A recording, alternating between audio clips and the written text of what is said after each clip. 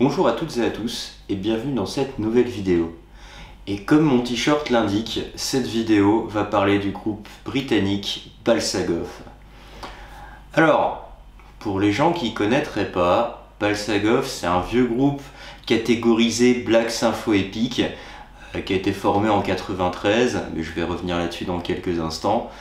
Et qui n'existe plus depuis officiellement depuis 2013, mais le dernier album est sorti en 2007, donc ça commence un peu à dater. Mais c'est un groupe que j'apprécie beaucoup pour plein de raisons. C'est aussi, d'un point de vue strictement, vous savez, mon évolution musicale, c'est un des premiers groupes de metal extrême que j'ai abondamment écouté, et parmi les premiers groupes de black metal. J'ai découvert ça à peu près à 15 ans, voilà, peut-être... Allez, 3 ou 4 jours après avoir découvert Belenos, je tombe sur Balsagoth et je fais ouais, c'est trop bien. D'ailleurs, même pour l'anecdote, quand on arrive chez moi, un des premiers trucs que l'on voit qui traîne sur un mur, c'est ça.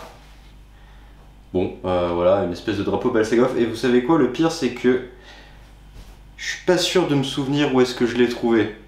Je crois... Enfin... Je suppose que j'ai dû trouver ce truc sur le stand d'un label, je sais plus, sur un festival, il y a vraiment un paquet d'années, mais j'arrive plus à me souvenir exactement où, et ça fait vraiment longtemps que je l'ai. Ce visuel-là, on le retrouve notamment sur leur 4e album, si je dis pas de conneries, non, sur leur 5e album, Atlantis Ascendant, et c'est le visuel qui est aussi sur mon t-shirt, accessoirement, là. Bon, avec des visuels comme ça, on s'imagine qu'on va s'attarder sur quelque chose assez orienté héroïque fantasy, high fantasy, et pourquoi pas avec des éléments un peu de SF, vu le côté un peu mécanique et tout de la tête qu'on peut voir dessus. Et bon, tout est vrai. Mais, il faut donner un peu plus de détails à cette histoire. Balsagoth, c'est un groupe qui a été formé en soi en 93, mais qui existe depuis plus longtemps que ça, au moins en tant que concept. Le groupe il a été créé par un type qui s'appelle Byron Roberts, qui a servi de lyriciste de chanteur au groupe, et c'est un concept qu'il a commencé à développer dès 1989, donc assez tôt.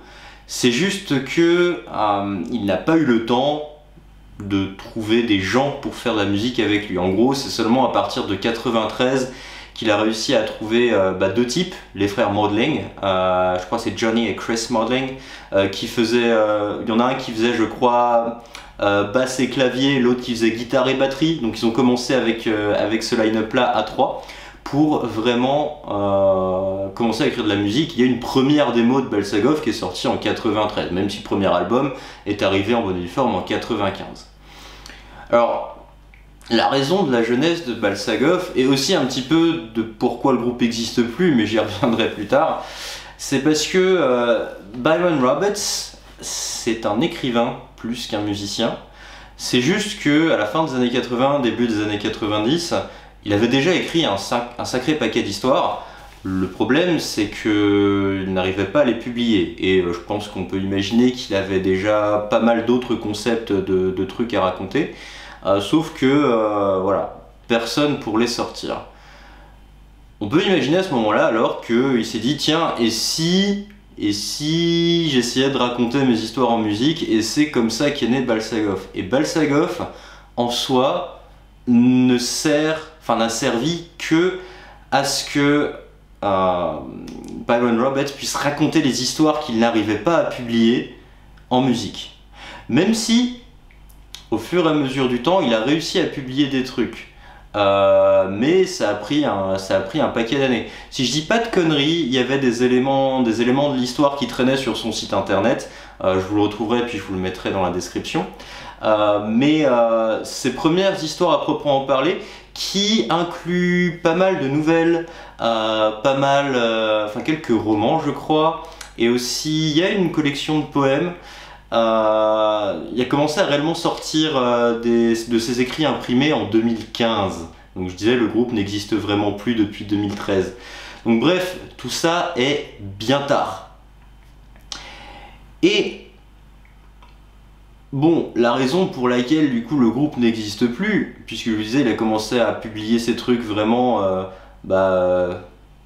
à la décade dernière, donc en 2015, 2014-2015, c'est surtout parce qu'il a finalement réussi à pouvoir publier ces trucs, et donc à transitionner vers ce qu'il voulait faire dès le départ, je suppose, écrivain. Mais du coup, Balsagov raconte les histoires que lui-même a écrites.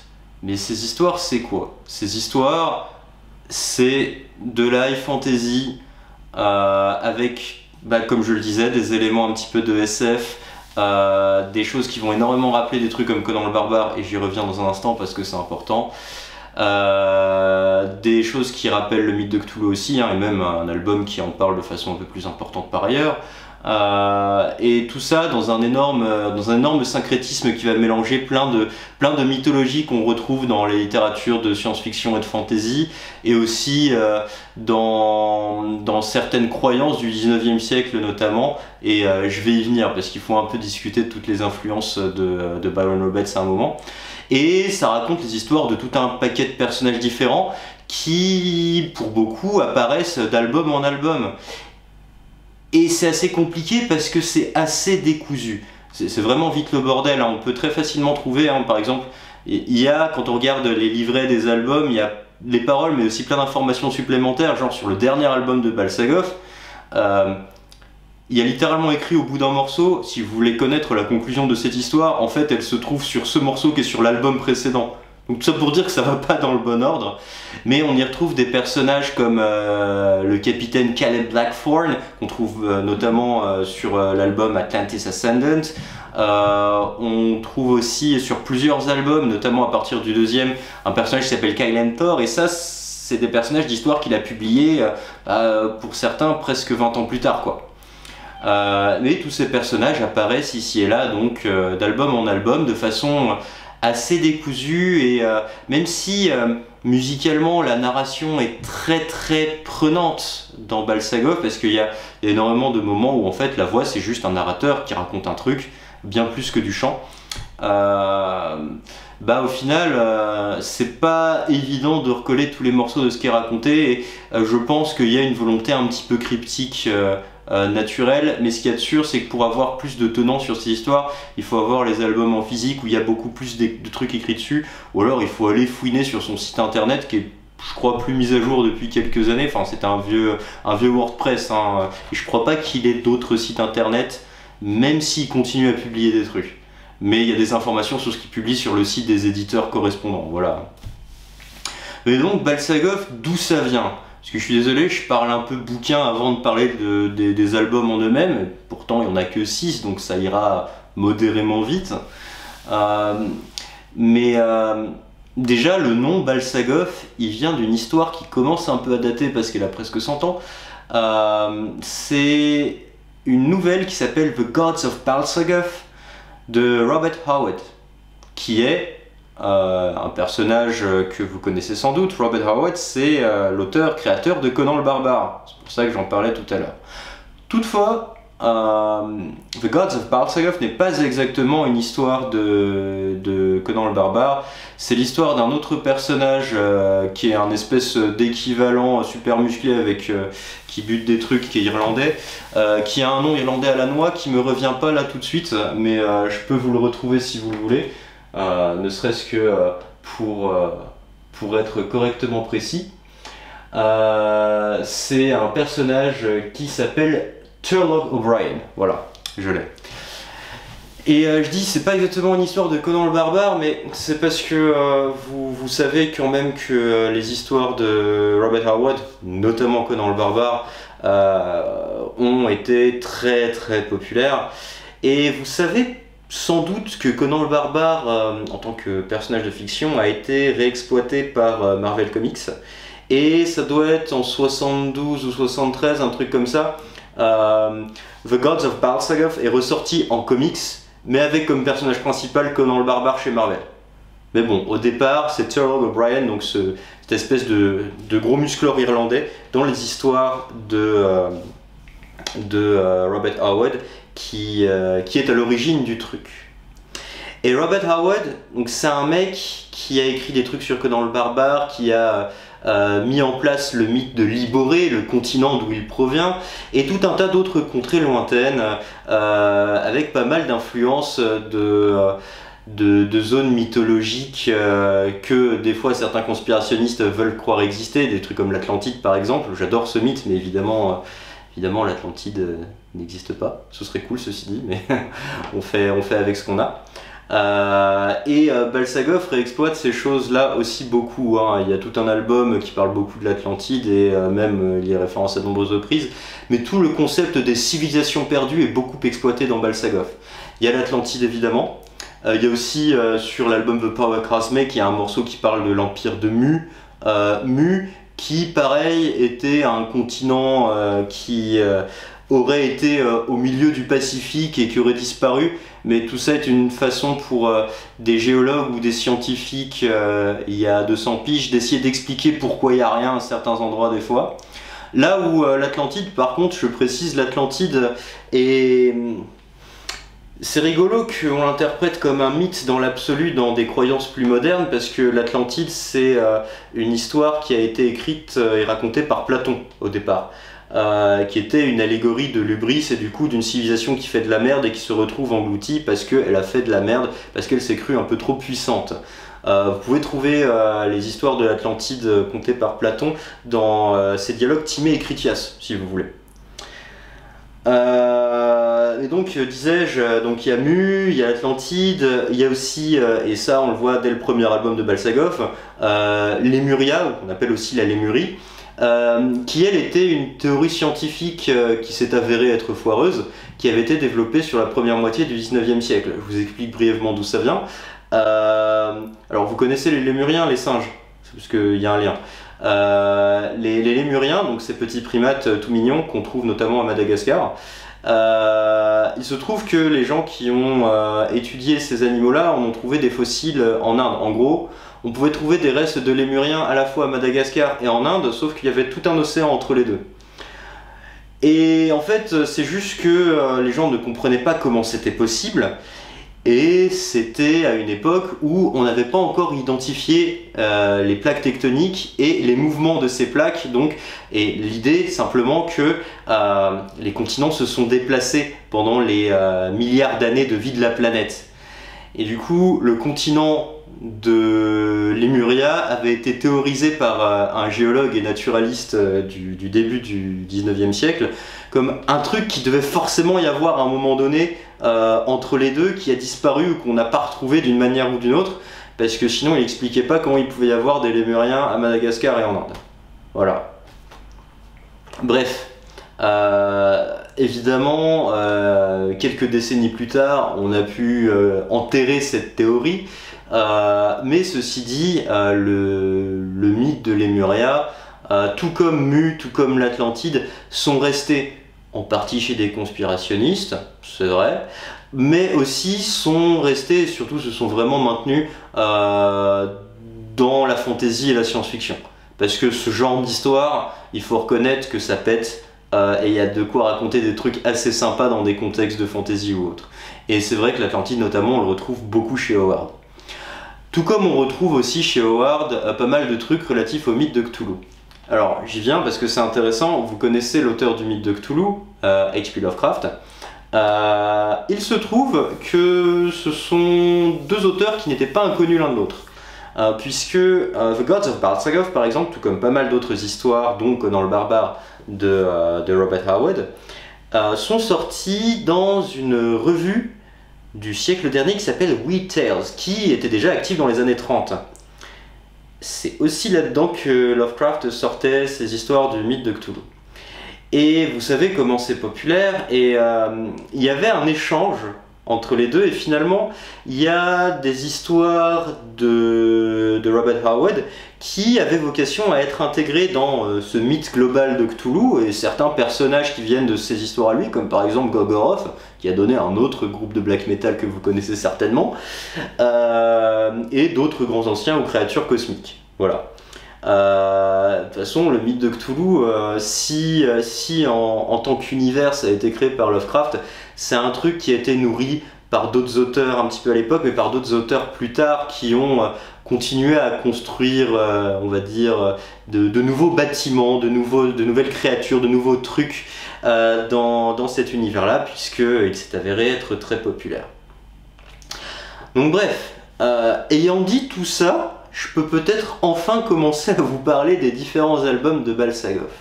Donc Balsagov, disais-je, musicalement, c'est du black sympho épique, en tout cas c'est comme ça que c'est décrit. Toutefois, il y a un des deux adjectifs qui ne me convient pas et je vais vous expliquer pourquoi. Épique, oui on est d'accord, parce que pour tout l'aspect heroic fantasy qui est développé dedans, c'est plutôt pertinent. Et ça correspond bien aux ambiances proposées. Maintenant, symphonique, je suis pas d'accord. Je vous explique pourquoi. Alors, le mot symphonique, d'un point de vue littéral, fait référence à la musique symphonique, évidemment, donc à des trucs qu'on pourrait trouver dans des orchestres, et ce qu'on va appeler très couramment de la musique classique au sens large. C'est un terme qu'on a utilisé avec pas mal de groupes. Si on doit parler de Black Sympho et d'un groupe très connu, on pourrait parler de Dimmu Borgir. Si je prends Dimmu Borgir, ça essaie d'avoir des orchestrations grandiloquentes, un peu inspirées quand même de musique classique, mais ça fait très poète-poète. Même pour eux, j'aime pas trop l'adjectif. Mais en tout cas, cette grandiloquence peut correspondre un peu plus, on va dire, à l'adjectif symphonique que pour Balsagov. Parce que Dimmu Borgir essaie de proposer donc, des choses qui s'apparentent un peu plus à des orchestrations classiques. C'est pas du tout le cas de Balsagov. Dans Balsagov, il y a énormément de claviers, partout, plus que des guitares. Mais tous ces arrangements avec des claviers et les sons proposés vont bien plus vous rappeler des bandes-sons de jeux PC des années 90 ou ce que vous imagineriez être la BO que vous envisageriez pour votre prochaine partie de Donjons et Dragons ou de Warhammer avec les copains. Mais pas du tout à quoi que ce soit qui pourrait s'apparenter à de la musique classique, donc je tiens quand même à le dire.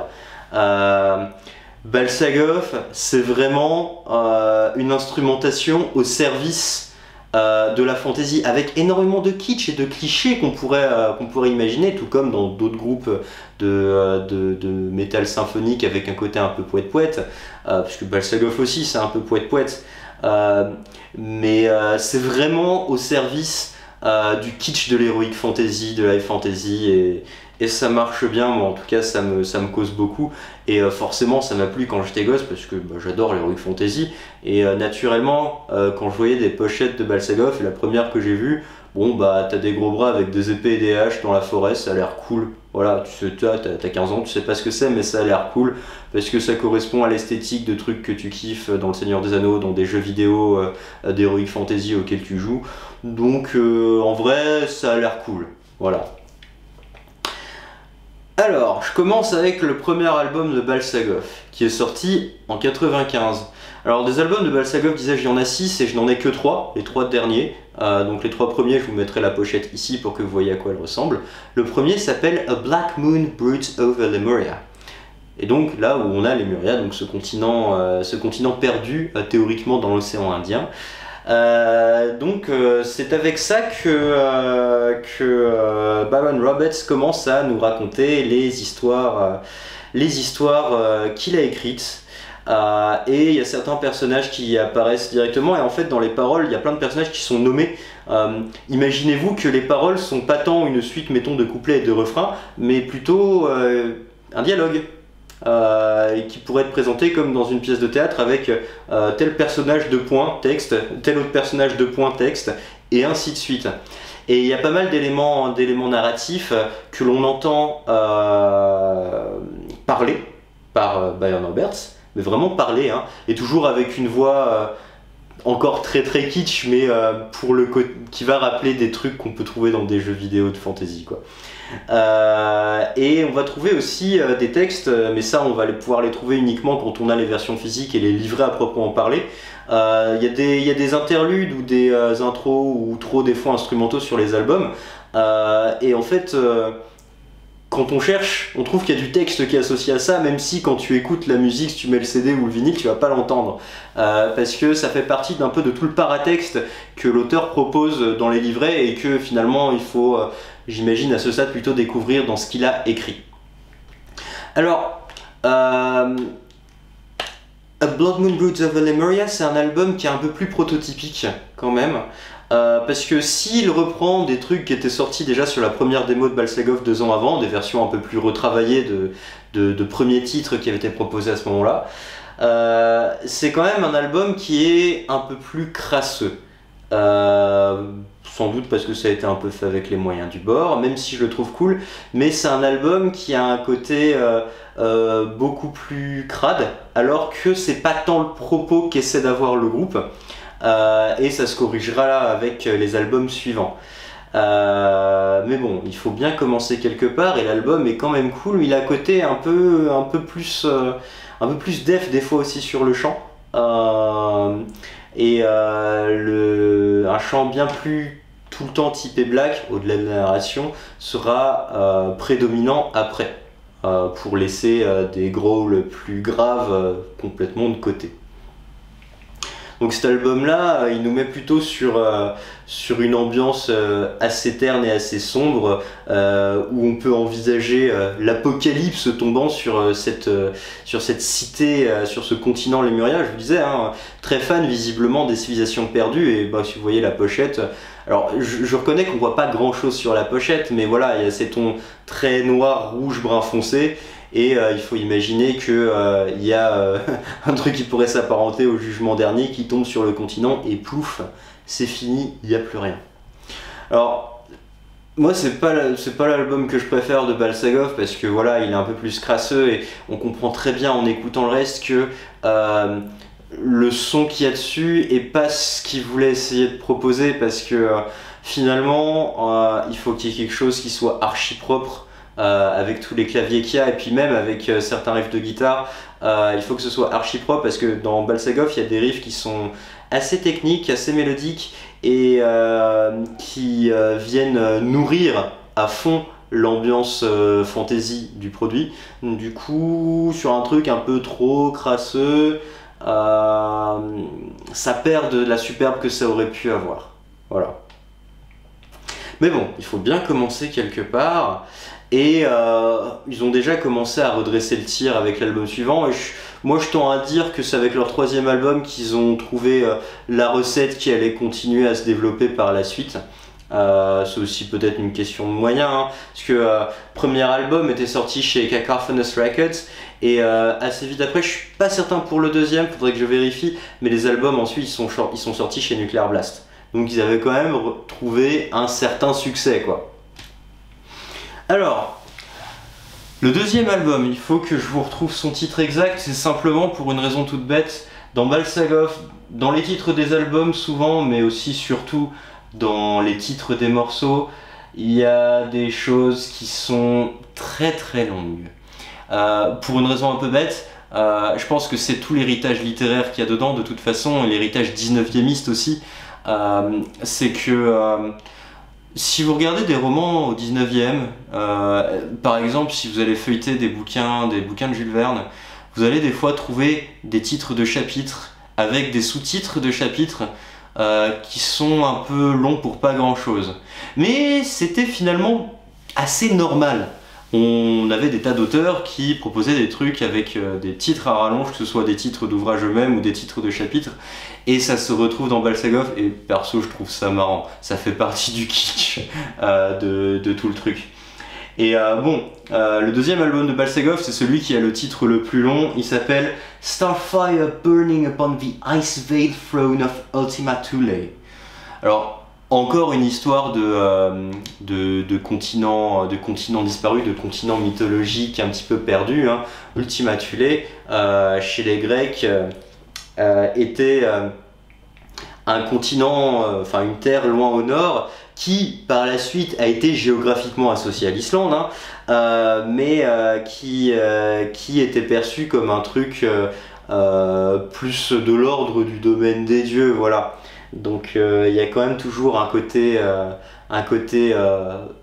fantastique qui est facilement exploitable dans de l'heroic fantasy avec des choses comme celle-ci. Et sur cet album-là, c'est là qu'on voit apparaître de façon plus évidente des personnages récurrents de toute la saga Balsagov et de tout ce qu'a écrit Byron Roberts. C'est là-dessus qu'on voit pour la première fois apparaître le personnage de Kailentor, qui est une espèce de barbare bourrin comme on en voit dans d'autres trucs du genre, et pour le coup, s'il y a un personnage qu'il a créé qui doit s'apparenter à Conan le barbare, c'est probablement lui. Comme je disais, voilà, cet album-là, il est sorti en 96, donc juste un an après le précédent. Il y a déjà un step-up assez important. Mais les chroniques de Kyle & Thor, le premier volume, je vais dire une connerie, mais il est peut-être sorti en 2019, voilà. Parce que c'est en 3 tomes et le 3e tome est sorti l'année dernière. Donc ça pour dire qu'il a mis entre 20 et 30 ans à réussir à sortir l'histoire qu'il a commencé à raconter là-dessus. C'est quand même dingue. Bon, voilà, ça arrive. Il faut reconnaître que publier des bouquins, ou des nouvelles, ou des poèmes, ou peu importe, publier une fiction écrite quelle qu'elle soit, c'est pas évident. Ça prend du temps, et puis il faut trouver des éditeurs que ça intéresse, parce que la high fantasy, ou la sword and sorcery, comme on a appelé ça aussi pour des trucs apparentés à Conan le Barbare, ça a été vendeur à une époque, ça l'est moins aujourd'hui. Il y a des revues spécialisées, et c'est un éditeur qui s'appelle DMR Books, qui est américain et qui fait que ce genre de trucs qu'il publie en l'occurrence, donc qui a sa niche de public pour qui bah voilà, c'est le truc qui les intéresse et ça ira. Mais il faut reconnaître que si Conan le Barbare a été pas mal populaire sur la deuxième moitié du siècle dernier, aujourd'hui, bon, il y a toujours des fans de fantasy qui aiment bien, mais dans une certaine mesure, tout le monde s'en branle. Voilà. Enfin, de toute façon, les films aussi autour de Conan le Barbare, c'est les années 80. Donc c'est là qu'il y avait un pic de popularité, que le personnage a aussi été populaire au travers de certains comics Marvel. Aujourd'hui, plus vraiment. Je sais pas si le personnage apparaît encore dans des comics récents, parce que j'ai lu pas mal de comics Marvel et tout, mais des trucs récents, pas vraiment, finalement. J'en ai lu beaucoup des années 70, 60, 80, mais assez peu moderne. Bref, donc là on a une pochette bien plus bleue, je la trouve magnifique, et bon, il y a le côté glace pour ce continent qui est censé être très très loin au nord, sur cet album là aussi il commence à avoir des morceaux qui sont le début, on va dire, d'une saga qui se poursuivra sur d'autres albums. Je disais, il y a des personnages qui apparaissent d'album en album, mais il y a même des morceaux en fait qui apparaissent, mettons partie 1 sur tel album et partie 2 sur tel autre album, partie 3 sur tel autre album, et c'est pour ça que c'est pas forcément facile à suivre. Et il faut quand même que je le dise, parce que je crois que c'est le titre de Balsagov le plus long de toute leur discographie. Mais nous avons par exemple And lo, when the Imperium marches against Gul'Karthov, then dark sorcery shall enshroud the citadel of the Obsidian Crown. Bon, ça, on savait peut-être pas encore à ce stade que ce serait la partie 1, mais il y a partie 2 et partie 3 sur des albums suivants. Et c'est assez dingue. Et cet album-là, je crois que c'est celui qui a les titres les plus longs. Enfin, quoique, je vais certainement trouver un avec un titre plus long après. C'est juste que malheureusement, contrairement à d'autres groupes que j'adore, j'ai un peu de mal à me souvenir des noms de tous les titres de ce groupe-là, parce que il faut chier, c'est trop long. C'est trop long, et puis bon, bah, y a du vocabulaire un peu technique de l'univers d'Heroic Fantasy qu'il a développé, et donc mon cerveau n'a jamais fait l'effort de se souvenir exactement de tout, même si j'écoute ces albums-là assez régulièrement. Donc là, sur cet album-là, on a quand même une proposition qui est plus propre. Même si, comme je disais, je trouve que c'est sur le 3e album, Battle Magic, que ça va arriver à ce que ça voulait peut-être être à fond. Et là, vraiment, quand vous écoutez, si par le côté crasseux du premier, il y avait un caractère plus extrême qui semblait dénoter, là déjà moins. Parce que va y avoir des sections dédiées spécifiquement à tel ou petit riff de guitare qui va, comme je disais, servir le côté fantasy. À un moment où va juste y avoir un accent bien particulier sur les claviers. Il y a des moments où ça blaste, hein, mais c'est très très ampoulé comme groupe musicalement. Et autant il y a toujours des guitares superposées avec des claviers, mais tout est hyper audible, voilà. Donc là, clairement, c'est plus propre, contrairement au premier album. Et bon, c'est à partir de là que j'estime que ça a trouvé le truc qui marchait. Ce deuxième album était donc encore sorti chez Cacophonous, et il me semble que c'est peut-être le 3e qui a dû commencer chez Nuclear Blast. On va y venir. Donc là, on a un mélange de voyages dans les glaces, de voyages un peu cosmiques, ça parle de portails astraux qui vont je ne sais où. parce que encore une fois, c'est pas facile à suivre, parce que Byron Roberts a développé un jargon qui est assez louche, que je pense qu'on peut vraiment comprendre dans son ensemble que quand on lit ces histoires d'Heroic Fantasy à proprement parler ensuite. Et aussi parce que comme je disais, il y a beaucoup des histoires contées dans les albums sont assez décousues. C'est plutôt les albums suivants, parce que sur son site internet, il parle de 2 trilogies. Première trilogie d'albums, deuxième trilogie d'albums. La première est à mon sens bien plus décousue. La deuxième est beaucoup plus homogène. Notamment les 2 derniers albums se complètent bien. Peuvent se suivre, t'en prends un, et je pense que c'est le 5e, moi je trouve qu'il est le plus homogène, le mieux écrit en ce sens-là en tant qu'album de musique, même si tout est sans doute plus clair quand on lit les bouquins, mais c'est parce que c'en est un qui avait fait un choix, mais j'y viendrai, de raconter l'histoire d'un seul et même personnage. Plus que plein de personnages dans des histoires plus ou moins indépendantes, parce que je ne doute pas qu'il a construit un mythe général, tout comme les gens comme Lovecraft ou Howard qui font clairement partie de ses inspirations ont pu faire, tout comme finalement aussi Marvel Comics, parce que je sais que ça l'a influencé, mais finalement tous les personnages, aussi différents soient-ils dans ces comics, font partie d'un même univers très large. Voilà. Et je pense que c'est ce qu'il a essayé de faire aussi, mais c'est vrai que sous un format musical comme Balsagov, du coup c'est beaucoup plus abstrait, beaucoup plus dur à piger l'ensemble. Surtout finalement quand tu te dis que ce produit musical, aussi bien soit-il, c'était pas le projet, puisque le projet c'était les bouquins. Et évidemment on peut pas mettre le contenu d'un bouquin, que ce soit un roman ou même une nouvelle, hein, même si c'est censé être plus court, ça va être compliqué de mettre le contenu d'une nouvelle qui pourrait faire, imaginons, 80 pages sur un album qui va faire 45 minutes quoi. Bref, mais ça, vous imaginez que passer d'un médium à un autre comme ça, il faut faire des choix. Et malgré tout, la musique en elle-même est cool, et ce qu'elle raconte, si c'est un peu abstrait, quand t'as 15 ans et que t'aimes l'Heroic Fantasy, il y a des visuels et des textes qui parlent un minimum, quoi. Donc après Starfire Burning Upon the Ice Veiled Throne of Ultima Thule, on arrive en 98, puisque vous comprendrez vraiment que ça allait vite, hein, les albums de Balsagov. Premier album 95, deuxième album 96, troisième album 98. Donc on a là un album avec un titre très simple, qui s'appelle simplement Battle Magic.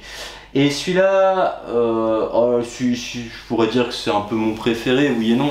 Mais en tout cas, c'est celui par lequel j'ai connu le groupe. Donc voilà, on a cette pochette avec des tons verts, avec le personnage de Kailentor, qui est l'espèce de gros barbare à la hache là, dans la forêt. Pochette qui représente à mon sens un petit peu le morceau A Tale from the Deep Woods que nous avons dessus. C'est le genre de visuel, moi tu me proposes ça sur un bouquin, sur un jeu vidéo, quand j'étais ado, pré-ado, j'allais regarder, parce que c'est le genre de visuel qui me parlait. Aujourd'hui ça me parle toujours, c'est juste que j'ai une certaine conscience du côté ultra kitsch que ça peut avoir, et des fois je regarde ça avec nostalgie ou en souriant, et j'en lis encore des trucs comme ça pour le fun,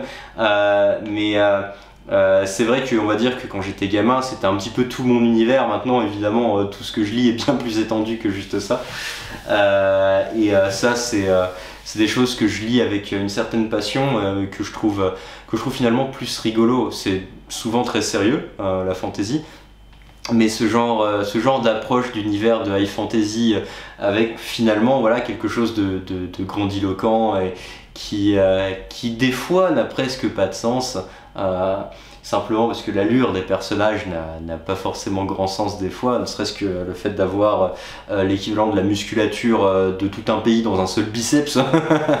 Ça me fait plutôt rire des fois. Mais bref, Battle Magic, je disais, c'est je pense l'album qui a enfin acquis la mouture que Balsagov voulait avoir. Et on a donc tout un tas de morceaux qui ont plus un côté Heroic Fantasy sans le côté trop mystique, et encore, enfin trop mystique au sens, parce qu'il y a des trucs qui font un petit peu plus presque SF que Fantasy sur les autres albums. C'est là peut-être qu'on a le morceau le plus long, mais c'est parce que c'est la partie 2 du précédent, donc forcément il faut rallonger encore. C'est un album sur lequel on voit apparaître aussi d'autres personnages. Il a écrit une nouvelle avec une espèce de guerrier vampire et il y a un morceau qui lui est dédié. C'est le morceau Thwarted by the Dark Blade of a Vampire Hunter. Bref. Mais on a donc ce qui est peut-être, sauf si c'est sur l'album suivant, mais le titre le plus long de Balsagov. Ouais, c'est sur celui-là. C'est bien celui-là. C'est The Dark Legion of Chaos is unleashed at the ensorcelled shrine of Azura Kai, the splendor of 1,000 swords gleaming beneath the blazon of the Hyperborean Empire, Part 2. Ouais, ça n'a aucun putain de sens. Ceci dit, vous aurez remarqué que ici, il y a un autre continent disparu, mythologique, qui apparaît, c'est l'Hyperborée. Hyperborea, alors ça vient du grec, encore une fois. L'Hyperborée, c'est ce qui, en grec, littéralement, ce qui est au-delà de Boréas, Boréas qui correspond mythologiquement au vent du nord, et donc à cette direction-là, d'un point de vue point cardinaux. Et l'Hyperborée, c'est un continent mythologique, mythique, qui n'existe pas, mais qui était théorisé dans la mythologie grecque comme ce qu'il devait y avoir tout au nord très très loin. Voilà. Et c'est encore une fois une autre région fantastique exploitée par Byron Roberts. Dans l'absolu, on pourrait dire que ce qu'il propose est un énorme syncrétisme de tout un tas de mythologies et de croyances diverses et variées, mais finalement c'est ça qui le place un petit peu dans l'héritage direct de gens comme Robert Howard et Lovecraft, parce que c'est des gens qui ont pas mal fait ce genre de choses aussi. Voilà, c'est indiscutable que ce sont des influences que l'on ne peut pas séparer d'une quelconque discussion sur Balsagov. Donc l'album Battle Magic, c'est voilà, si vous écoutez ça, je pense que vous avez le fruit ultime du groupe, et c'est ultra mélodique. Il y a des claviers partout qui font un peu n'importe quoi, et vraiment finalement quand j'écoute Balsagov, c'est pour ça que je disais ça tout à l'heure, bah j'ai le sentiment d'être un petit peu dans les jeux vidéo auxquels j'aimais beaucoup jouer quand j'étais gamin, auxquels j'aime toujours beaucoup jouer, parce que finalement c'est vrai que je parle de fantasy ici, et je dis que je lis de la fantasy, et c'est vrai, et j'en lis en bouquin, mais je pense que là où je suis le plus client aujourd'hui de fantasy, et c'était déjà dans une certaine mesure vrai quand j'étais ado, c'est dans les jeux vidéo. Bien plus que, mettons, dans le cinéma. Ça me gêne pas dans le cinéma, mais finalement c'est pas forcément ce que j'y cherche. Bref, je vais continuer. Et là, on a fini un petit peu de discuter de cette première trilogie d'albums, en tout cas telle que Byron Roberts en parle. Et on va continuer avec la deuxième trilogie, pardon, donc 3 autres albums. Et les 3 autres albums, par contre, ces 3 premiers, je les ai pas, et ça me fait un peu chier, parce que je les aime bien. Notamment Battle Magic, j'adorerais l'avoir, parce que c'est le premier Balsagov que j'ai écouté. Mais c'est pas des albums qu'on trouve à tous les coins de rue, finalement. Et certains ont pu être réédités relativement récemment, c'est notamment ce qui m'a permis d'avoir les 2 suivants, par ailleurs. Mais les premiers, pas forcément. Il y a eu une réédition il y a quelques années, je crois en 2016, de Battle Magic, mais j'avais pas eu l'occasion de mettre la main dessus, et je pense que maintenant je vais en chier si je veux l'avoir. Mais bref, je continue, et cette fois-ci je peux vous les montrer, avec The Power Cosmic. Alors, là c'est rigolo parce que une pochette comme celle-ci est d'une certaine manière, je pense que ça fait partie aussi de ses influences, mais un visuel comme celui-ci, contrairement à tout ce qu'il a pu proposer sur les visuels précédents des autres albums, où le caractère heroic fantasy était quand même plus prédominant, même si dans les morceaux on pouvait envisager quelque chose qui pouvait s'apparenter un petit peu à de la SF ici et là. Là, il y a un côté, je trouve, vis-à-vis de l'armure, de l'espèce de cercle qu'il y a autour de notre personnage, qui est beaucoup plus SF type, enfin un mélange du coup entre de la high fantasy et de la SF type space op, et moi ça me fait penser à un truc auquel j'ai pas mal joué avec les potes il y a longtemps, même si aujourd'hui j'ai moins le temps. Ça me fait penser à Warhammer 40 000 ça, hein, plus qu'autre chose. Je pense sincèrement que Warhammer, que ce soit le Warhammer original ou 40 000, à mon avis, il y a des chances que ça fait partie des trucs qui ont pu l'inspirer et lui plaire. Je pense, dans une certaine mesure, Byron Roberts représente bien un petit peu le cliché du nerd, parce qu'il y a un côté dans les claviers qui va forcément rappeler des trucs type Donjons et Dragons en termes d'ambiance. Ça peut rappeler Warhammer, donc qui est très inscrit dans l'héritage de trucs qui vont de Conan le Barbare, du mythe de Cthulhu jusqu'au comic de Marvel. C'est un mec qui traînait dans pas mal de troupes de reconstitution, certaines médiévales et certaines autres, je pense un peu médiévales fantastiques aussi. D'ailleurs, il y a une espèce de cri de guerre associé à Balsagov qui est Plodu Okiarna. Je sais pas trop comment il est censé le prononcer, je pourrais vous ressortir l'interview correspondante où j'avais trouvé cette info et vous la mettre dans la description si vous voulez. Grosso modo, c'était une espèce de cri de ralliement qu'il utilisait dans une de ses troupes avec ses potes. Et je pense pas me planter en disant du coup que si on ajoute une influence littéraire de trucs de fantasy, de science-fiction, des trucs issus de jeux de rôle plateau, potentiellement de jeux vidéo aussi, un intérêt pour la fantasy et l'histoire, on est vraiment dans le cliché du nerd fan de RPG quoi.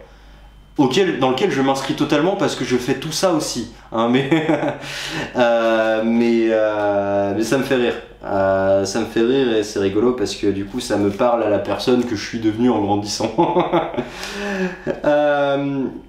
Donc sur cet album, ici, pour le côté donc SF, nos turbo-guerriers avec des grosses armures et des grosses épées, très clairement, ils partent dans l'espace. Je veux dire, ça commence par The Awakening of the Stars. Là, on n'a pas des noms de morceaux très très longs, hein. Mais quand on a des trucs comme The Imperial Lexicon, forcément, ouais, je pense un petit peu à Warhammer. On a des trucs, The Scourge of the Fourth Celestial Host, Callisto Rising, donc on a vraiment une inscription dans l'espace qui est très claire, au-delà simplement de la pochette, mais dans tout ce qui est déjà dans les morceaux, ce qui rend le truc plus homogène. Et cet album-là, lui, il était sorti chez Nuclear Blast. Donc les 3 premiers étaient sortis chez Cacophonous Records, et les 3 suivants sont sortis chez Nuclear Blast. Donc voilà, comme ça vous avez vos 2 trilogies qui sont séparées même par un label. The Power Cosmic, donc ça c'est la réédition en l'occurrence. Et là c'est l'occasion aussi, c'est que vu que j'ai les versions en physique, je peux un petit peu sortir le contenu. Donc bon, il y a évidemment le vinyle qui est un vinyle un peu bleuté parce que ça rapproche un petit peu des couleurs qui est utilisé sur le logo et sur un peu la bestiole qu'il y a derrière notamment. Mais ce qui est intéressant du coup, c'est ce que je disais tout à l'heure, quand on a un album physique de Balsagov, on a évidemment les paroles, mais on a aussi beaucoup de paratexte. Et c'est ça qui est important. D'habitude, quand vous avez un vinyle ou un CD quel qu'il soit, vous ouvrez le livret, vous avez les paroles. Non, là, vous avez des putains de pavés de texte. Alors, je vous le mets comme ça devant la caméra, juste pour que vous ayez une idée. Évidemment, vous ne pourrez rien lire, parce que ça va être illisible là comme ça. Mais, ce que l'on voit, c'est qu'on a une division morceau par morceau tout de même. Mais, sous chaque titre de morceau, même sur ce qui fondamentalement est un prologue instrumental, il y a du texte. C'est ce que je disais tout à l'heure, quand on a la version physique, et je le sais voilà parce que j'en ai quelques-uns quand même, il y a énormément de choses en plus à lire. Il y a toutes les paroles, plus du texte supplémentaire pour redonner un petit peu plus de corps à l'histoire qui est racontée dans le morceau en question. Et il y a des gros paragraphes de narration qui sont assez longs. Si vous voyez un petit peu l'espèce de... cette section-là, gros paragraphe, ça c'est instrumental en principe. Voilà.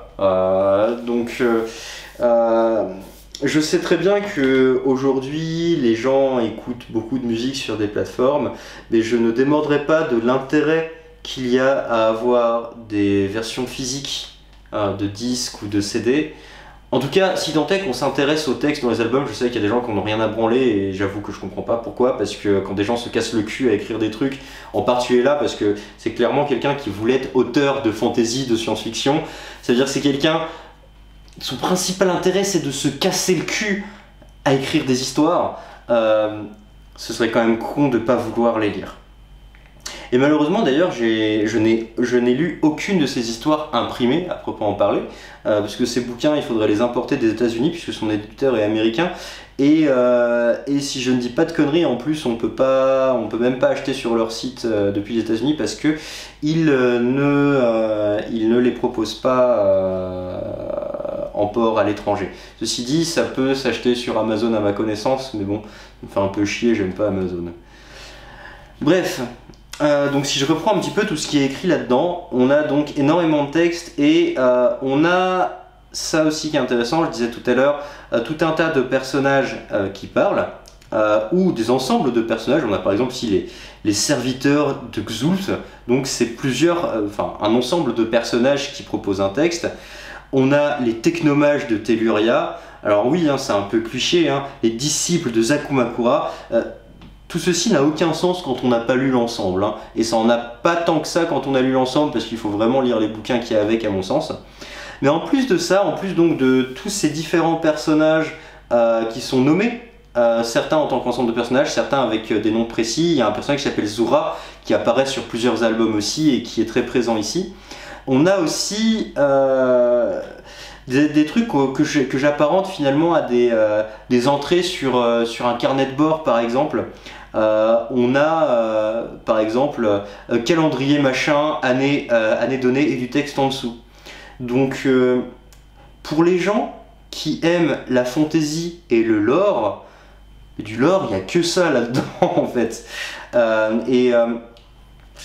Je pense que c'est pour donner des clés de compréhension un petit peu à tout ça.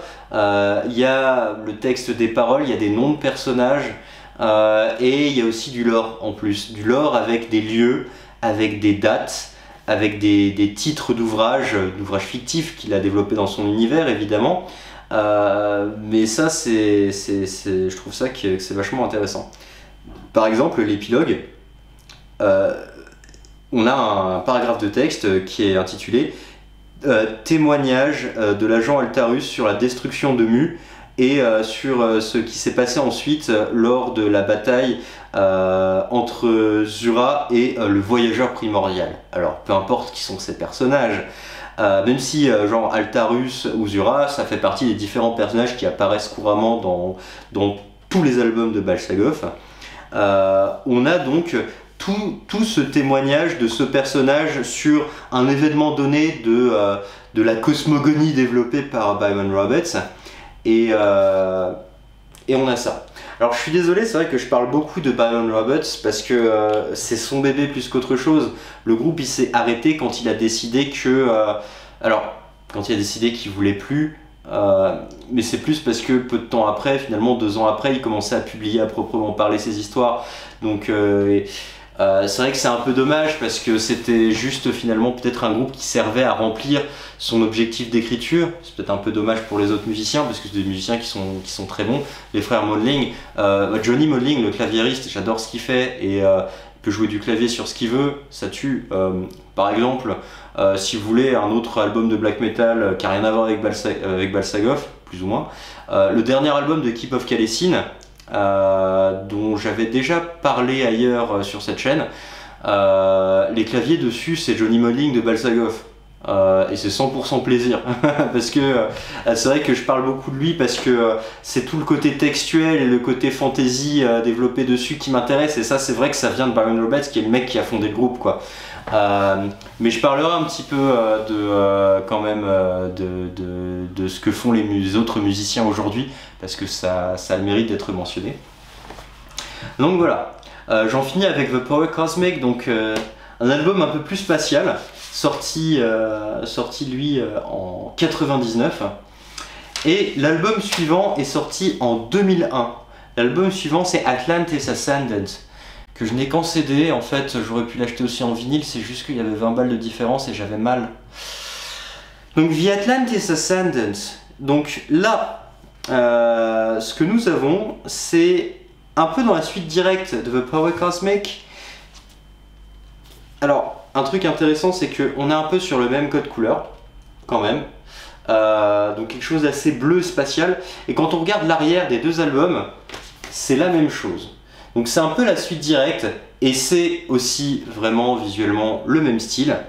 Même si cet album-là parle un peu plus aussi de l'Atlantide ici et là, et d'un personnage issu de l'Atlantide, un dernier guerrier de l'Atlantide. Non mais regardez l'intérieur, est-ce que c'est pas banger ça? Ouais, j'ai un discours un peu décousu, désolé. Mais on est un petit peu dans la suite directe de The Power Cosmic, avec des éléments de l'Atlantide, au même titre finalement que quand on parle de Mu. On parle un petit peu dans Atlantis Ascended de la chute du royaume de l'Atlantide. On parle aussi, et ça c'est vrai que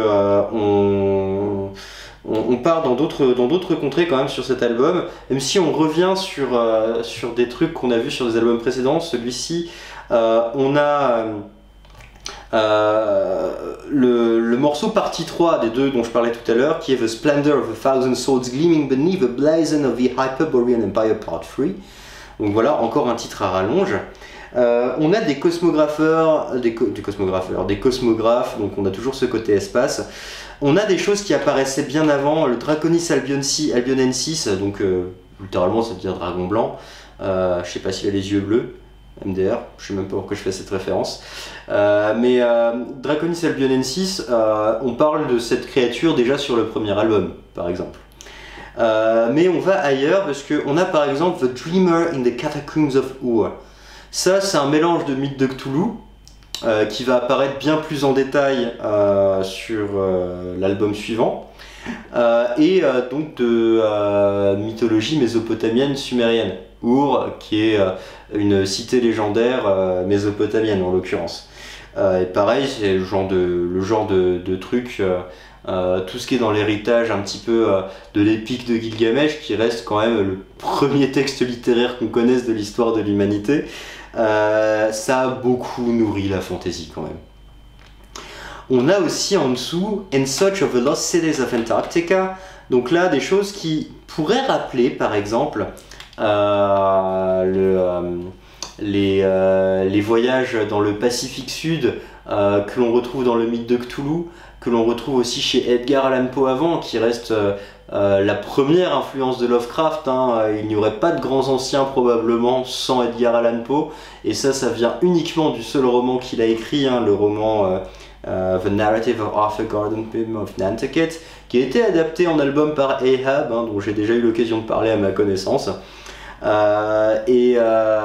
Donc genre d'histoire qui parle de voyage vers le Pacifique Sud et de ce qu'on pourrait découvrir là-bas, des créatures un peu spéciales. Je rappelle que Cthulhu en tant que créature est censé être quelque part profond dans le Pacifique Sud vers l'Antarctique. Et si, quand je dis ça avec ces différentes contrées à la fois dans l'espace, l'Atlantide, Ur, l'Antarctique, ça peut paraître décousu, là toutefois, et on le voit aussi pareil quand on regarde le livret, et c'est la même chose. Là, c'est chaque page, c'est des pavés, des pavés, des pavés de texte. Et moi j'adore, je trouve ça génial. Mais là par contre, en fait, on suit le même personnage qui observe d'autres personnages. Je m'explique. On revoit des personnages qu'on a pu voir avant, comme par exemple Altarus dont je parlais tout à l'heure, mais tout est relaté comme le journal de bord du professeur Caleb Blackthorne III. Voilà. Et les aventures de Caleb Blackthorne, c'est un autre set de nouvelles, je crois il y en a 3, qu'il a écrit et qui ont été publiées, je crois, autour de 2015-2016 peut-être. Et qui ont été publiées, pareil, dans ces revues un peu spécialisées en high fantasy. Si donc tous les voyages semblent radicalement différents, tous sont comptés comme les voyages d'une seule et même personne, qui vont raconter des histoires de personnages et de lieux qui font partie de toute la cosmogonie de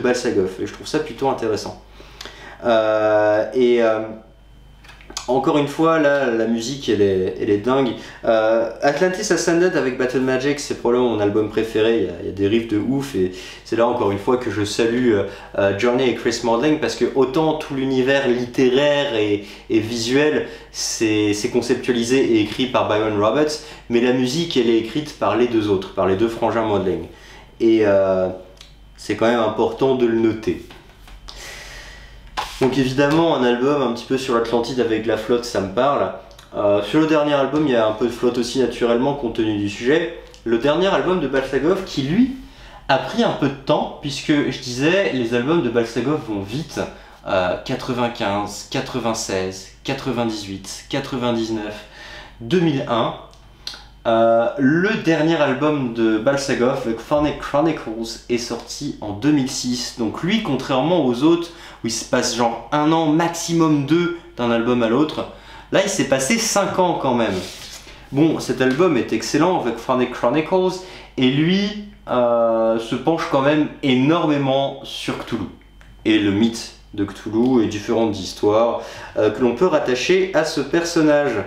Et donc forcément il y a un petit peu de flotte, puisque quand on parle d'abomination chthonienne et de créatures cosmiques, il y en a toujours qui sont un petit peu perdus dans des zones abyssales. Et forcément on a un petit peu de ça ici, tout comme on a des éléments de high fantasy pur et dur. Et c'est vrai que pour le coup là, le visuel de cet album va plutôt rappeler la fantasy pur et dur, plus que le côté SF qui était très présent sur les deux précédents.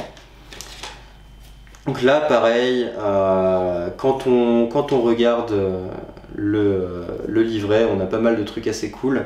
Alors celui-là, par contre, c'est pas une réédition, c'est l'original de 2006 que j'ai. Je l'avais trouvé d'occasion, je sais plus quel festival, un peu par hasard. Là, on a aussi une quantité énorme de textes. D'ailleurs, il y a un truc que j'ai pas dit, mais dont on se rendra compte. Vous remarquerez ici, et on le trouve aussi sur des albums précédents, il y a des signes kabbalistiques incompréhensibles. Je vais essayer de vous les mettre plutôt devant la caméra. Voilà. Et c'est rigolo parce que du coup, on vous raconte des trucs au travers de ces textes incompréhensibles qui font référence un petit peu aux langues des grands anciens, par exemple. Mais vous avez, par exemple, sur un gros pavé de texte ici, extrait du traducteur. En gros, on imagine qu'on a une traduction qui est proposée de certains de ces textes incompréhensibles par les personnages qui vivent les aventures contées par Balsagov. Sur cet album-là, on a pas mal de morceaux de texte qui sont présentés comme des extraits de notes d'aventuriers que l'on a retrouvés plus tard. Et je trouve ça plutôt intéressant. Et c'est là aussi qu'on voit qu'il y a des choses que l'on ne peut pas savoir sans vraiment lire ce que l'auteur a écrit. C'est que cet album-là, il est très influencé par un truc qu'il a écrit et qu'il a publié, pareil, 10 ans plus tard pour le coup. Il a une nouvelle qui s'appelle The Obsidian Crown. Et il y a un morceau, par exemple, sur cet album qui s'appelle The Obsidian Crown Unbound, épisode 9. Donc bon, ça veut dire qu'il y a 8 épisodes avant, mais qu'on les a pas sur l'album. Ce qui veut dire qu'on ne peut pas prendre Balsagov sans prendre finalement les textes écrits par Byron Roberts à côté de ça. Et il faudrait vraiment que je prenne le temps de les trouver d'une manière ou d'une autre et de les lire, parce que sur le principe, ça m'intéresse. Et là, on a des personnages qui apparaissaient avant, alors certes, toujours de façon assez abstraite, parce qu'il y a un personnage qu'on voit à plusieurs reprises dans Balsagov qui s'appelle simplement le sorcier. Ça se trouve, c'est pas le même, mais je vais imaginer que c'est le même parce que ça pourrait être cohérent. Ce qui est bien ici et qu'on n'avait pas sur les albums précédents, ici on a une carte.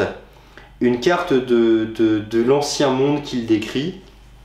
Je vous la montre ici. Mais en gros, si je vous la décris un petit peu, je vous la montre un peu plus longtemps quand même, parce que je sais qu'on va pas voir grand chose comme ça. Je parlais tout à l'heure d'un énorme syncrétisme dans l'univers de Balsagov et de Byron Roberts. C'est ça quoi. C'est un ensemble d'îles et de différentes contrées.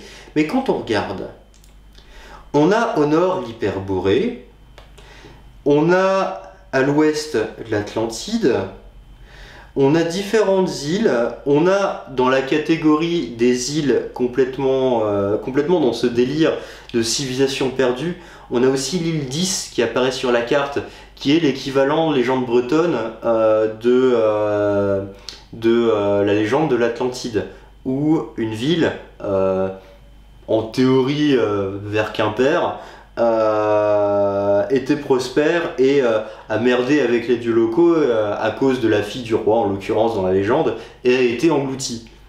On a tout un tas d'autres régions qui ont été inventées certainement pour l'univers qui développe. On a une carte qui est incomplète parce qu'on voit une flèche où il y a écrit en direction de Lemuria. Donc voilà, c'est clairement un énorme syncrétisme de toutes ces choses-là. Et on a différentes régions qui, elles, sont mentionnées dans l'univers de Balsagoth. On a donc tout un état qui est The Imperium, auquel pas mal de morceaux font référence ici et là. On a la zone correspond aux tribus du nord de Kailentor, donc un de ces personnages des chroniques de Kailentor dont je parlais. C'est pour ça que je disais aussi que vraiment c'est un ensemble. Tous les trucs qu'il a écrits font partie de ce même truc. Et il y a énormément de régions qui, je pense pas avoir vu passer dans les paroles de Balsagoth.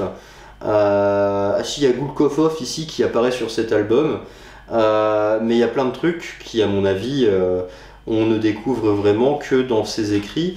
Et très probablement des trucs qui ne sont pas encore apparus dans ce qu'il a publié. Parce que voilà, maintenant son job c'est d'être auteur. Et le dernier truc qu'il a publié, le 3e tome des chroniques de Kailentor, est sorti en 2024. Donc il va publier d'autres trucs et certainement qui vont parler d'autres endroits de cette carte-là. Et ça, c'est le dernier album de Balsagoth. Album qui est pour le coup peut-être le plus bourrin avec le premier, je trouve. Je sais pas si c'est pour le côté Chtonia Cthulhu, mais c'est un album qui bagarre bien finalement. Ouais, c'est compliqué parce que j'aime vraiment beaucoup ce groupe et j'étais sur le point de dire c'est aussi un de mes préférés. Alors on va dire que mes préférés c'est Battle Magic, Atlantis Ascendant et The Chronic Chronicles, mais voilà, c'est pas évident. Donc bon, Balsagoth c'est plus ou moins arrêté là, même si je disais en début de vidéo, Balsagoth en tout cas s'est arrêté autour de 2012-2013 en principe pour ce qu'on en sait. On aurait pu envisager un autre album entre 2006 et 2013. Peut-être qu'il y avait une certaine lassitude de la part de Byron, peut-être que il a voulu essayer de se concentrer bien plus sur essayer de trouver des moyens de publier ce qu'il écrivait. On raconte aussi qu'il était plus forcément trop dedans, je peux comprendre, hein, après 15 piges, peut-être que t'en as un peu marre et que tu veux passer à autre chose, ça peut être envisageable. Parce que c'est vrai que des fois, enfin moi j'ai déjà vu des vidéos live de Balsagoth et certaines récentes, il n'est pas du tout dans l'esthétique du groupe. Et je sais pas si c'est un signe, mais bon, c'est pas grave. Mais c'est clair que à la fin, ça le saoulait, il voulait passer à autre chose. Si bien que la dernière année d'existence de Balsagoth, il y a eu quand même en principe quelques concerts, mais il y a un mec qui a remplacé Byron Roberts au chant pour les quelques concerts qu'il y a eu là, donc un chanteur session pour le live quoi. Et ça c'est plus ou moins la fin de Balsagoth et je pense qu'on n'entendra plus jamais parler, ce qui est dommage. Et ce qui est encore plus dommage, c'est que Balsagoth, qui est un groupe finalement extrêmement original musicalement et dans son approche thématique, n'a pas vraiment laissé grand chose derrière lui. On a eu des tas de groupes des années 90 qui ont influencé des tas d'autres gens, et autant je connais quelques personnes qui sont fans de Balsagoth, c'est pas le souci. Mais des groupes qui auraient pu être assez largement influencés par Balsagoth, pas tant que ça quoi. Et donc il faut quand même que je conclue cette vidéo sur deux albums. Deux albums qui ne sont pas des albums de Balsagoth, mais dont il faut que je parle ici, et que j'ai oublié de sortir, donc vous m'excuserez, mais je vais les sortir de mes étagères. Parce que, je disais, Balsagoth s'est arrêté, mais Balsagoth a quand même continué dans une certaine mesure. Il y a deux albums dont il faut que je parle. Un qui est sorti il y a 6 ans, un qui est sorti je crois il y a 2-3 ans. Et il se trouve que les musiciens de Balsagov, ils ont continué à faire de la musique. Ils ont créé un nouveau groupe qui s'est formé finalement quand Balsagov a arrêté d'exister. Et c'est un groupe qui s'appelle Kul. Voilà. Mais le premier album de Kul n'est sorti qu'en 2019 chez Black Lion Records, donc ça a mis un sacré temps. Et c'est tout le line-up de Balsagov, donc le line-up à ce moment-là, en tout cas vers la fin de Balsagov, qui s'est lancé dans Kul. Quand ça a été annoncé qu'il allait avoir un album avec tous les anciens membres de Balsagov, je fais ça va être trop bien. Et c'est le chanteur de ce groupe-là. C'est celui qui a fait la session live sur la dernière année de vie de Balsagov. Donc ils sont restés tous ensemble pour proposer ça. Alors évidemment il y a des choses qui vont rappeler Balsagov dessus. Et je reconnais que j'ai apprécié cet album. Mais s'il y a des choses qui vont rappeler un petit peu l'aspect aventure, voyage, hein, je veux dire on a un navire en mer sur la pochette. L'album s'appelle Exil et il y a un côté voyage qui est clairement important dedans. Mais finalement, tout ce que ça raconte, c'est pas des trucs proposés par Byron Roberts, donc ça a pas... C'est pas le même délire. Pourtant, c'est écrit d'une façon qui ressemble beaucoup, mais ça n'a pas été écrit par Byron Roberts, donc c'est quelque chose qui est fondamentalement séparé.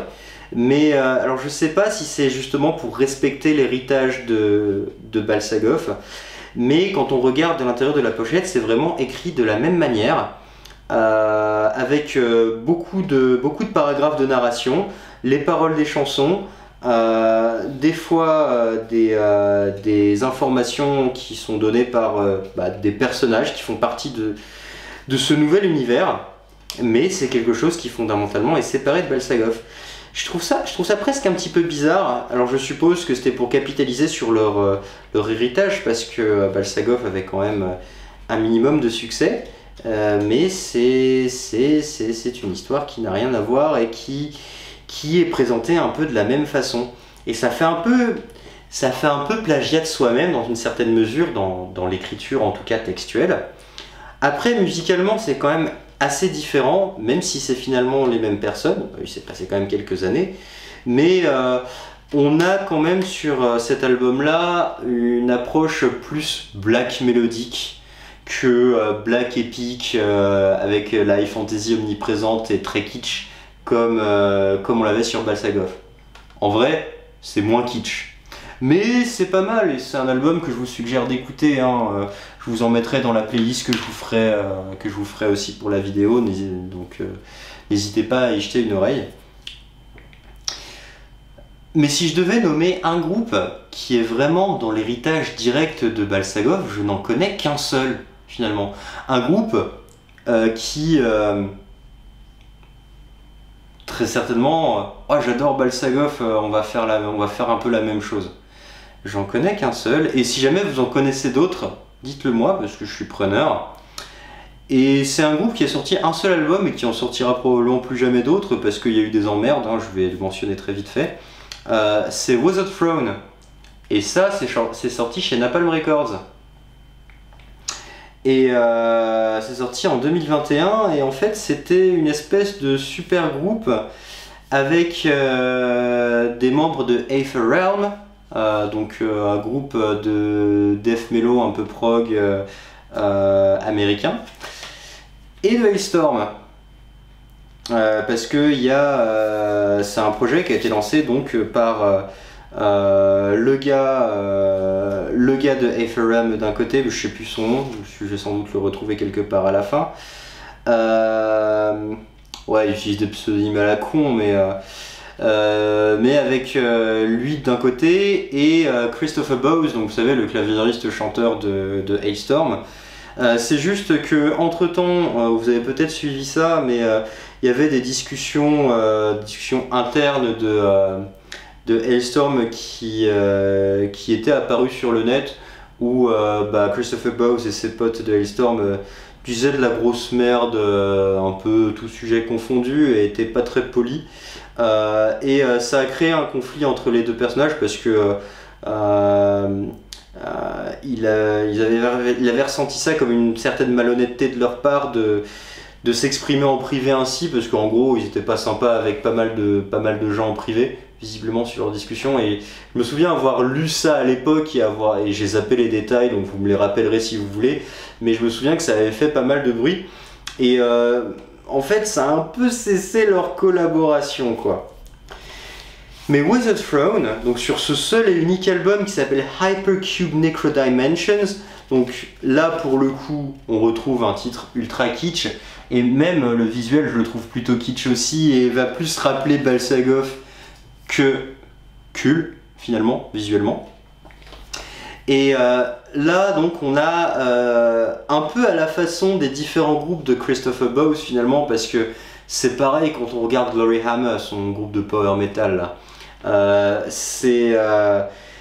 Ces différents personnages qui sont finalement interprétés par les différents membres du groupe qui racontent leur aventure, qui est un peu là une aventure mi-héroïque fantasy, mi-voyage dans l'hyperespace.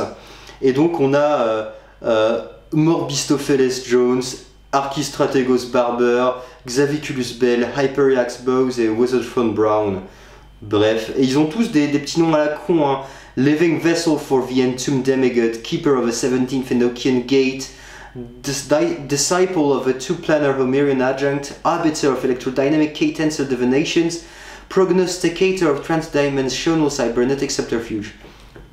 C'est de la grosse merde, hein, voilà, c'est juste pour rigoler et pour vraiment finalement un peu comme Balsagoth, mettre énormément de mots pour essayer de développer un truc de high fantasy à la fois hyper travaillé et hyper neuneux, et ça donne ça.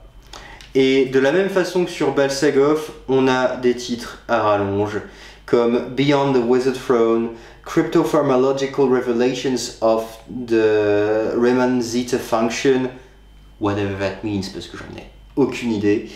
Mais voilà, c'est un développement de ce même univers avec, dans les paroles, énormément de narration comme dans Balsagoth, avec le même genre de voix caverneuse qui fait en parlant, et c'est très très très drôle. Et à l'intérieur, pour le coup, sans doute parce que c'est pas Balsagoth et qu'il n'y avait pas des pages et des pages et des pages d'histoire décrites, on a à la place les visuels un petit peu de l'album avec les différents membres du groupe, certes, et aussi des trucs un petit peu SF ou scientifiques ou pseudo-scientifiques qui apparaissent à l'intérieur. C'est plutôt sympa. Un album comme celui-ci s'inscrit pas mal dans, mettons, The Power Cosmic ou Atlantis Ascendant, dans le délire. Et vraiment, comme je disais, c'est le seul groupe que j'ai en tête qui s'est dit « Oh ouais, Balsagoth c'est trop bien, venez on va faire comme Balsagoth ». Malheureusement, ils ont merdé quelque part et à mon avis, ils sortiront plus rien.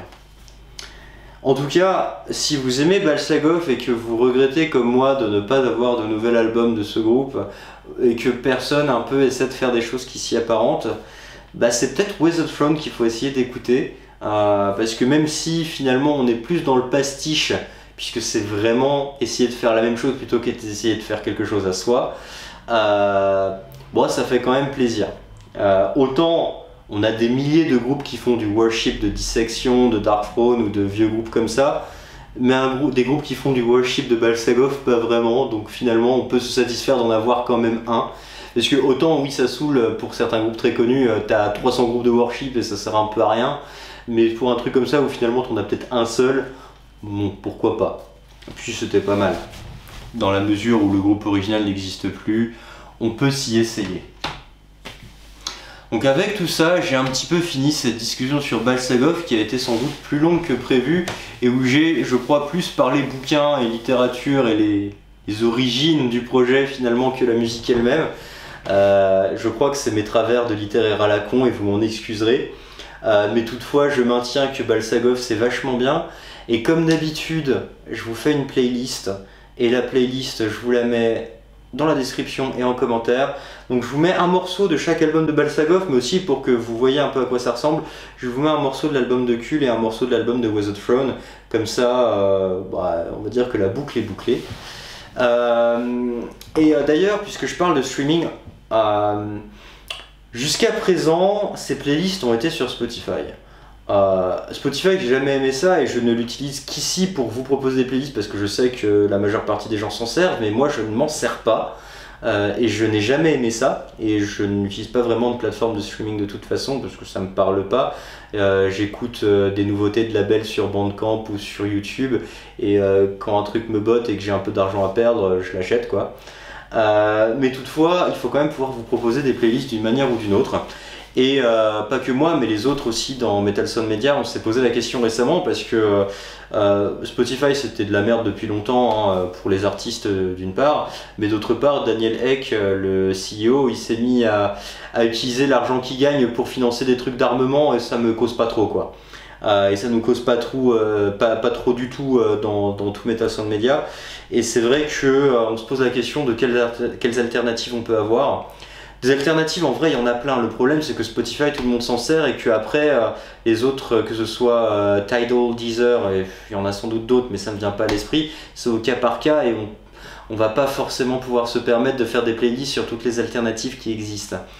Et ce serait bien de pouvoir en choisir une qui vous convienne, que vous utilisez.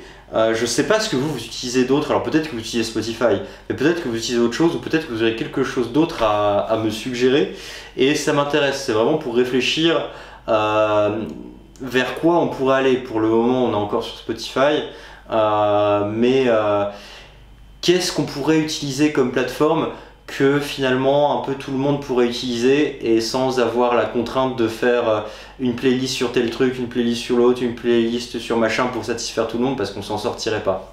Donc voilà, je vous laisse me donner votre avis là-dessus si vous le souhaitez. Et pour finir, je reviens sur ce que je vous demande d'habitude quand même dans ces vidéos. Donc là c'était sur Balsagov. Comme d'hab en commentaire, bon évidemment dites-moi ce que vous pensez de Balsagov, mais donnez-moi des noms de futurs groupes que vous aimeriez que je traite et je vais continuer à les faire monter, même ceux que vous avez déjà mentionnés, dans mon petit tableur et on verra de qui on parle la prochaine fois, mais j'ai peut-être déjà une petite idée vu qui tend à être en tête. Mais je garde la surprise pour l'instant. En tout cas, je vous remercie d'avoir écouté. J'attends vos recommandations de groupe, j'attends vos recommandations de plateformes de streaming, j'attends vos avis sur Balsagov, sur Kul, sur Weather Throne. Et puis à la prochaine et merci bien.